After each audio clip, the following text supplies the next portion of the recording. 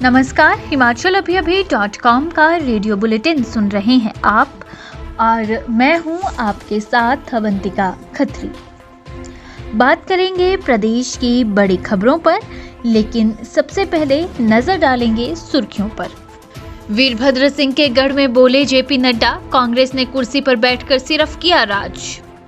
ऊना में बीजेपी पर बरसी प्रियंका गांधी, बोली हिमाचल में सरकार नहीं बदली तो भुगतोगे। 5 साल डबल इंजन में तेल डालना भूली बीजेपी सरकार। राजनाथ की जनसभा में फिर लगे नारे, कश्मीर तुमको क्या देंगे, सारा पाकिस्तान ले लेंगे। निर्मला सीतारमण ने सराहा बीजेपी का स्त्री संकल्प पत्र। केंद्रीय वित्त मंत्री ने ट्वीट कर कहा, महिला सशक्तिकरण को दे रहा है बढ़ावा। बीजेपी का कोई भी नेता महंगाई और बेरोजगारी पर कभी कोई बात नहीं करता, बोली प्रतिभा। हमीरपुर के लालड़ी में बुजुर्ग का मर्डर, जमीनी विवाद में एक व्यक्ति ने किया हमला, गहरी चोट लगने से मौत, आरोपी फरार। अब खबरें विस्तार से। बीजेपी के राष्ट्रीय अध्यक्ष जेपी नड्डा ने सोमवार को स्वर्गीय वीरभद्र सिंह के गृह क्षेत्र में चुनावी हुंकार भरी। जेपी नड्डा ने सोमवार को पहले शिमला के रामपुर और फिर कोटखाई में जनसभाओं को संबोधित करते हुए बीजेपी प्रत्याशियों के पक्ष में चुनाव प्रचार किया। रामपुर में बीजेपी प्रत्याशी कौल नेगी और उसके बाद जुब्बल कोटखाई में चेतन बरागटा के पक्ष में चुनाव प्रचार करते हुए उन्होंने कांग्रेस पर भी जमकर शब्दवान छोड़े।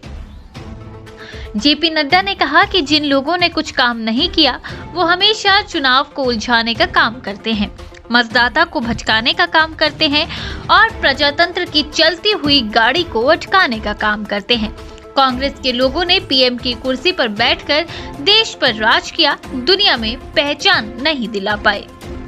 कांग्रेस के स्टार प्रचारक प्रियंका गांधी ने सोमवार को ऊना में जयराम सरकार पर तीखे हमले बोले। ऊना के हरोली विधानसभा क्षेत्र के कांगड़ मैदान में उन्होंने कहा कि बीजेपी 5 साल तक डबल इंजन में तेल डालना भूल गई।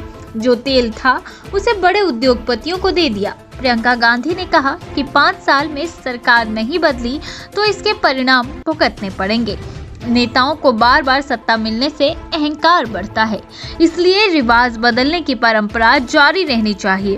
प्रियंका ने कहा कि जब हम दूल्हा देखने जाते हैं तो सबसे पहले उनकी नीयत देखते हैं, ठीक इसी तरह नेताओं की भी नीयत देखकर वोट देना है। इस बार अपना वोट किसी के कहने से नहीं बल्कि सही का चयन करके अपने लिए देना है। केंद्रीय रक्षा मंत्री राजनाथ सिंह मंडी जिला के बल विधानसभा क्षेत्र के पैड़े गांव में चुनावी जनसभा में पहुंचे थे। जनसभा में मौजूद लोगों ने नारे लगाए, कश्मीर तुमको क्या देंगे, सारा पाकिस्तान ले लेंगे। लोगों ने पीओके हमारा है के नारे लगाए। राजनाथ सिंह ने कहा कि हिमाचल के लोगों में सेना में जाने की रुचि है, सीमाओं पर ताकतवर सरकारें होनी चाहिए, ताकतवर सरकार ही राज्य में होनी चाहिए। सरकार पर अभी तक भ्रष्टाचार का कोई आरोप नहीं है, कांग्रेस क्यों हम पर भ्रष्टाचार का आरोप नहीं लगा पा रही है। वहीं उन्होंने कहा कि कांग्रेसी हम पर भ्रष्टाचार का आरोप नहीं लगा पा रहे हैं क्योंकि हमारी छवि पाक साफ है। केंद्रीय वित्त मंत्री निर्मला सीतारमण ने प्रदेश विधानसभा चुनाव को लेकर बीजेपी द्वारा लाए गए स्त्री संकल्प पत्र पर बीजेपी को बधाई दी है। निर्मला सीतारमण ने अपने ट्वीट संदेश में लिखा कि हिमाचल में बीजेपी अलग से जो स्त्री संकल्प पत्र लाई है वो महिला सशक्तिकरण को बढ़ावा दे रहा है। उन्होंने कहा कि प्रदेश में बीजेपी का ये प्रयास पीएम मोदी के महिला सशक्तिकरण संकल्प को भी आगे बढ़ा रहा है।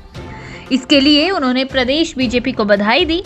आपको बता दें कि प्रदेश विधानसभा चुनाव के लिए बीजेपी ने अलग से स्त्री संकल्प पत्र जारी किया है। यहाँ रुकेंगे एक ब्रेक के लिए, शेष खबरें ब्रेक के बाद। आपके स्वास्थ्य का प्रहरी श्री बालाजी हॉस्पिटल कांगड़ा हिमाचल। देहरा के हरिपुर में डॉक्टर राजेश शर्मा के पक्ष में चुनावी जनसभा को संबोधित करते हुए हिमाचल कांग्रेस की अध्यक्ष प्रतिभा सिंह ने बीजेपी के संकल्प पत्र को कोरा जुमला का पुलिंदा करार देते हुए कहा कि बीजेपी को पहले 2017 में लोगों से किए गए वादों का भी पूरा हिसाब देना चाहिए। उन्होंने कहा है कि प्रदेश में जयराम सरकार ना तो कर्मचारियों के प्रति संवेदनशील रही और ना ही किसानों, बागवानों और आम लोगों के प्रति। पेंशन की मांग करने वाले कर्मचारियों को चुनाव लड़ने की नसीहत देने वाली जयराम सरकार आज कर्मचारियों और आम लोगों को लुभाने का असफल प्रयास कर रही है। बीजेपी का कोई भी नेता महंगाई और बेरोजगारी पर कभी कोई बात नहीं करता है।